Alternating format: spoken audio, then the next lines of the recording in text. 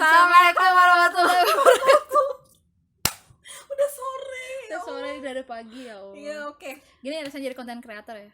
Capek ya seharian. Enggak capek. Enggak kok. Demi kalian loh. Oh my gosh. Terharu atau kalian? Terharu ya. Oke, kembali lagi ya di Pembelajaran sejarah Indonesia. Hari ini materinya kan biasanya per jurusan, cuman karena ada kesamaan ya antara jurusan AKL sama PM, akuntansi dan ya. PM itu apa? BDP, bisnis dan pemasaran, sama-sama jurusan Bismen. Ngomongin ekonomi. Ya, ngomongin ekonomi. Kita akan ngebahas langsung untuk dua jurusan ya hari ini. Jurusan, betul. Kayak gitu. Oke, langsung aja. Ini yang dibilang sama kita atau sama sejarawan Indonesia itu adalah sistem tanam paksa. Tanam Paksa. dipaksa. Apakah benar aturannya dipaksa? Kita lihat ya. Dipaksa. Official historinya kan tanam paksa gitu kan ya. Nah, tapi sebelum itu kita lihat dulu latar belakangnya dan juga secara pengertian ya. Tuh, kultivasi secara harafiah atau secara arti katanya itu sistem kultivasi, sistem penanaman. Yang oleh sejarawan Indonesia disebut sebagai sistem tanam paksa. Nah, sistem ini mewajibkan setiap desa menyisihkan sebagian tanahnya atau 20% nanti ada ya aturan-aturannya untuk ditanami komoditas ekspor, terutama kopi, tebu, nila dan juga teh. Ya, komoditas ekspor di sini. Jadi bukan lagi menanam rempah-rempah. Ingat nih, ini kadang suka kalau bikin soal gitu ya. Kita bikin soal sebutkan tanaman komoditas tanam paksa kayak gitu kan, jawabnya congkeh, pala, jahe kayak gitu. Bukan ya. Nah, rempah-rempah udah mulai berubah ya. Berubah menjadi komoditas ekspor. Rempah-rempah masih diproduksi, tapi yang di sini yang dipaksa untuk ditanam sama kita oleh pemerintah Hindia Belanda adalah komoditas ekspor. Kayak gitu ya, bukan rempah-rempah, karena rempah-rempah emang udah tumbuh sendiri di kitanya gitu. Gak usah ditanam, gak usah gitu. Dipaksa juga. Iya, gak usah dipaksa. Kayak lagunya siapa, Kus Plus ya, kayu dan batu jadi tanaman. Oh iya, tapi lupa lagunya. Hanya lautan, bukan lautan, hanya kolam susu, air dan jala cukup menghidupimu. Itu Indonesia banget loh pokoknya lagunya ya. Nah, sekarang latar belakangnya. Kenapa kultivasi satu diadakan? Karena kas negara dalam keadaan kosong gara-gara perang Jawa, perang Diponegoro selama 5 tahun 1825 sampai 1830 itu sangat menguras kasnya Belanda kayak gitu ya. Perang paling mahal, paling susah juga ya gitu ya. Padahal 5 tahun. Padahal sama Aceh Aceh juga susah gitu kan ya. Nah, gitu. Terus gagalnya pelaksanaan sewa tanah yang tadi ya, gara-gara banyak penyelewengan, terus beban hutang yang sangat besar. Dan ditambah Belgia yang melepaskan diri dari Belanda. Kenapa ini jadi masalah? Karena kalau misalnya ada satu negara yang lepas, berarti pajaknya lepas dong. Ya, gitu. Berkurang pemasukannya kayak gitu ya. Nah, sekarang langsung aja kita lihat aturan dari Kulturstelsel. Ya, aturan dari Kulturstelsel. Ini ibaratkan ada satu petak tanah, ada satu petak tanah misalnya ya. Nah, yang disediakan sama petani untuk menanam tanaman ekspor, teh, nila, kopi, tebu itu hanya 1/5 dari tanaman tanah tersebut. Segitulah. Gak semua, hanya 1/5, 20%. Ya kalau misalnya kita hitung segitulah ya. Kalau misalnya hitungannya salah 1/5, mohon maaf ya, ini ke guru matematika ya. Nah, kayak gitu. Pokoknya 1/5, hanya sebagian kecil. Nah, ini yang ditanami tanaman ekspor, terutama kopi, teh, tebu, dan nila tadi ya. Nah, dan ini tanah ini disediakan 1/5 dan bebas pajak, karena pajaknya adalah si teh, kopi yang tadi itu pajaknya itu jadi pajak. Jadi yang 1/5 ini bebas pajak, berpajak, sisanya berpajak. Nah, lalu waktu pengerjaannya tidak lebih dari 3 bulan. Pokoknya tidak boleh melebihi tanaman sendiri. Ya itu tidak lebih dari 3 bulan. Lalu kerugian akibat gagal panen yang bukan karena kesalahan petani, misalnya gara-gara hama, gara-gara cuaca gitu ya, seperti bencana alam dan terang hama, akan ditanggung sama pemerintah. Jadi kalau misalnya gagal panen gara-gara karena alam, itu kita nggak usah nanggung, yang nanggung pemerintah. Kecuali itu rusaknya karena petaninya sendiri atau human error. Iya, human error, atau misalnya iseng gitu. Iseng juga. Itu baru ditanggung sama petaninya. Nah, pertanyaannya bibitnya dari mana? Bibitnya dari pemerintah, kita nggak nyari sendiri. Sebenarnya bagus ya. Iya, sistemnya bagus sebenarnya. Nah, inilah tanah milik yang sisanya, tanah milik petani bebas mau ditanamin apa aja, dan itu kena pajak. Pajaknya apa? Sama hasil buminya juga. Hasil buminya juga. Jadi sebenarnya kita masih bisa nanam padi di sini buat makan beras kayak gitu kan.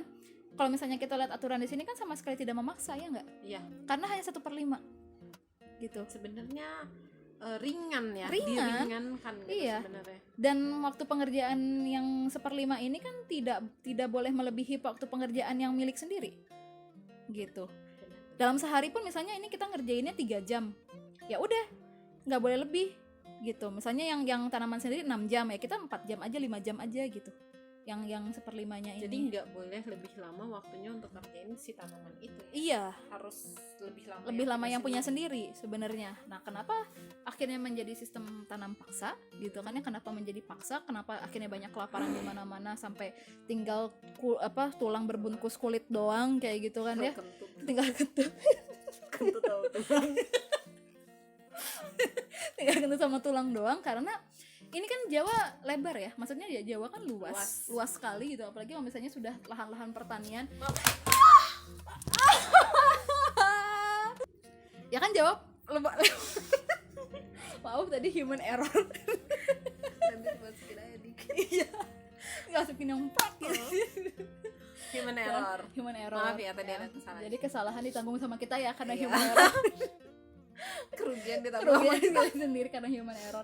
Nah, jadi apa tadi, Jawa kan luas tuh ya. Ya, Jawa luas, nggak mungkin dong pemerintah kolonial Hindia Belanda pada saat itu menempatkan satu kayak gitu kan. Iya, benar. Pasti akhirnya minta tolong ke orang. Minta tolongnya ke siapa? Nah, ke bupati lagi. Ya, akhirnya yang pada awalnya bupati itu dibatasi sama Revo sama Dendels. Di zaman Kulturstelsel ini kekuasaannya dibebaskan lagi sama pemerintah kolonial Hindia Belanda. Nah, kan kalau misalnya kita udah istilahnya kalau misalnya kita minta tolong, pasti bakal ada si orangnya itu pasti apa ya namanya, ya kita pengen ngasih lah ke orangnya gitu ya, gitu. Nah, akhirnya si pemerintah kolonial Hindia Belandanya itu kalau ke bupati itu menjanjikan persenan, atau kita sebut kultur persenten gitu kan ya. Jadi kalau misalnya bupatinya bisa mengumpulkan berapa ton kopi misalnya, atau berapa kilo kopi, kamu dapat persenan segini gitu. Nah, itu yang membuat yang asalnya 1/5 jadi satu ladang semuanya, karena si bupatinya menginginkan persenten atau persenan yang lebih banyak lagi kayak gitu. Ada oknum ya, keuntungan lebih. Betul, tidak semua, tapi ini ada oknum menginginkan keuntungan lebih kayak gitu. Ya kalau pemerintah Hindia Belandanya nggak mungkin nolak dong kalau misalnya hasil produksinya banyak, ya nggak? Karena dia menang banyak ya, dia juga untung banyak sebenarnya gitu. Cuman memang kan dalam aturannya berbeda. Nah, jadi sebenarnya itu.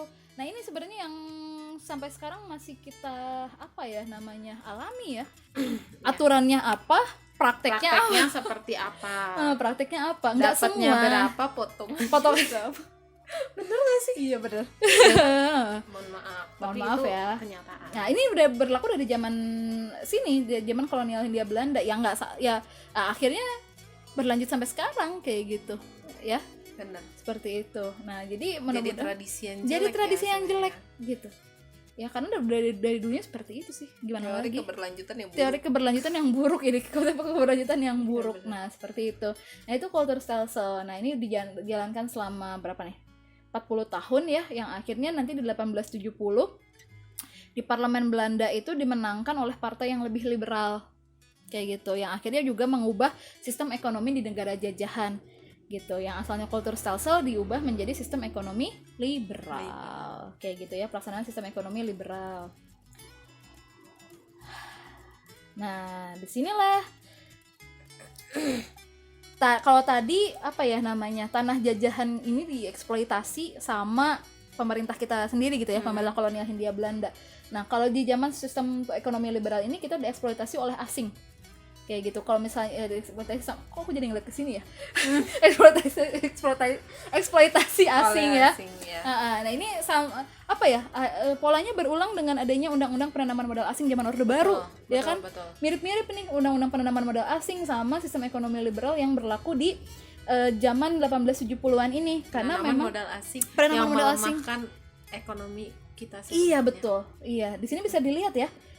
faktor utama munculnya sistem ekonomi liberal adalah kemenangan kelompok liberal dalam parlemen Belanda tadi kan. Pengaruh sistem ekonomi liberal itu meningkatnya jumlah pengusaha asing yang ingin menanamkan modalnya di Hindia Belanda. Benar. Nah, yang akhirnya membuka banyak perkebunan baru dan juga pertambangan di daerah Ombilin sana tuh, Singkarak. Itu asalnya kan tambang minyak, itu sekarang udah habis, udah nggak ada. Karena ini bukan diambil ya memang dikeruk sama orang-orang ini gitu ya, sama dan ini asing, swasta, ya? Swasta betul. Dan ini swasta Asing. Iya. Nah, terus banyak bermunculan perkebunan swasta asing di Hindia Belanda, terutama pabrik gula tuh banyak banget nanti. Pabrik gula. Makanya nanti muncul apaan? Undang-undang gula. Undang-undang gula nanti ada, ya. Nah, nanti muncul abis ini ada undang-undang gula nih. Terus banyak berkembangnya kegiatan pertambangan tadi, terutama di wilayah Sumatera dengan penanaman modal asing gitu ya. Terjadinya pengerahan tenaga kerja secara besar-besaran, bahkan dari luar juga ada gitu ya, tenaga kerja dari luar, terutama dari etnis Tionghoa gitu masuk ke sini kayak gitu. Jadi yang wilayah Solo di Sumatera Barat itu juga karena ini. Iya, wilayah Solok itu sekitaran situ, itu tuh danau Maninjau itu, danau Maninjau kayak gitu. Makanya kenapa ada rel kereta api kan di situ? Iya. Nah, itu buat distribusi iya. Kayak gitu. Nah, jadi produksi kayu sekitar tahun 1913 juga ini kan penanaman modal asing gitu ya. Nah, jadi kalau misalnya kalian kan sekarang suka kayak apa sih asing terus kayak gitu ya gitu. Kan harus tahu sejarahnya dari kapan ini dimulai gitu. Betul. Ya kan, modal asing itu mulai ditanam itu dari kapan ya? Bahkan dari zaman penjajahan juga sudah ada yang kemudian berlanjut lagi di zaman Orde Baru nanti dengan undang-undang penanaman modal asing kayak gitu. Ya. Jadi ini sejarah panjang juga gitu kan. Kalian jangan maksudnya melemparkan kritik tanpa tahu fakta kan. Betul. Kayak kosong aja gitu ya. Sekarang kan gitu ya, kritik tanpa tahu fakta tuh gimana gitu rasanya. Nah, menyalahkan aja bisanya. Kita nggak tahu sejarahnya gimana kayak asing gitu. Tuh banyak di Indonesia, kenapa jadi yang nguasain ekonomi kita asing ya? Ada sejarahnya. Ada sejarahnya. Ya bahkan sebenarnya kita menasionalisasi perusahaan asing kan? Iya, benar. Kayak BI itu The Java Ship Bank dulunya. Ya kan, Linde Teves kayak akhirnya dimunculkan Pelni dan lain-lain kayak gitu ya, sama Soekarno dinasionalisasi kayak gitu. Nah, yang akhirnya sistem ekonomi liberal ini juga mengeluarkan beberapa undang-undang, ada undang-undang agraria dan tadi Suikerwet, undang-undang gula ya, undang-undang gula. Nah, intinya undang-undang agraria itu mengenai ini penyewaan tanah kayak gitu. Jadi nanti semua tanah tuh jadi milik pemerintah semua tuh. Nanti sewanya ke pemerintah. Sewanya pemerintah dan boleh disewakan selama 75 tahun. Iya, 75 tahun. Bayangin itu lama banget. Iya, 75 tahun. Kalau sekali kontrak tuh 75. Sekali kontrak 75 tahun. Boleh selama itu. Jadi maksimalnya. Boleh juga kan kurang dari itu ya. Nah, maksimal 75 tahun. Nah, kalau misalnya tanah milik pribadi, ada tuh kadang yang punya milik pribadi itu hanya 5 tahun. Kayak gitu, tanah milik pribadi. Dan juga nanti diberlakukan undang-undang gula juga yang akhirnya memunculkan banyak pabrik-pabrik gula di Jawa. Yang sekarang jadi pabrik-pabrik angker itu. Iya, sampai sekarang masih ada pabrik-pabrik gula gitu. Iya, tapi kalau yang di Jogja Madukismo itu baru itu. Baru ya? Enggak dari sini. Ya, gitu. baru. Aku kira dia tuh ini loh, pabrik-pabrik ininya, gula dari sini. Ininya apa tuh namanya? Pembuatannya alatnya. Aku kesana kemarin. Alatnya itu memang dari lama, cuman kalau Madukismonya baru 50-an gitu kalau nggak salah. Jadi yang punya tuh tetap Indonesia kan, orang Indonesia. Iya, tapi alatnya sebenarnya udah dari ini kayak gitu, karena itu alat-alat alat-alat dari zaman-zaman Jerman Timur sana gitu. Kalau nggak salah. Tua juga. Udah tua, tapi masih dipakai sampai sekarang. Lapar ya. Nah, nanti dampak sistem ekonomi liberal di sini eksploitasi sumber daya alam dan sumber daya telah melampaui batas ya, karena dieksploitasi sama asing. Penduduk pribumi kehilangan tanah miliknya yang terpaksa disewakan atau bahkan dijual kepada pemerintah untuk disewakan kembali kepada asing. Ya kan, mereka terpaksa menjadi kuli di tanah mereka sendiri. Itu sedih banget. Ya. Indonesia. Iya, nanti bakal ada kontrak kuli juga. Budak di tanah sendiri. Budak di tanah sendiri. Makanya kenapa pidato Soekarno berkali-kali bilang jadilah tuan bagi tanahmu sendiri kan? Ya, pidato Pak Cokro Aminoto juga seperti itu. Apa tuh? Siapa namanya? Apaan? Marhainisme. Marhainisme. Aku mau bilang Multatuli tadi. Multatuli mah ini. Iya, Kota Selsel. Nah, akhirnya karena terlalu dieksploitasi sama asing gitu ya, akhirnya kelompok humanis, kelompok-kelompok yang lebih memanusiakan manusia gitu ya, di negeri Belanda mengusulkan dilaksanakan politik etis sebagai penggantinya politik liberal. ya gitu, politik etis nggak akan dijelasin karena itu beda gitu. Sekian. Ya, sekian, mudah-mudahan bermanfaat. Kita ketemu lagi ya minggu depan. Dadah. Terima Assalamualaikum kasih. warahmatullahi wabarakatuh.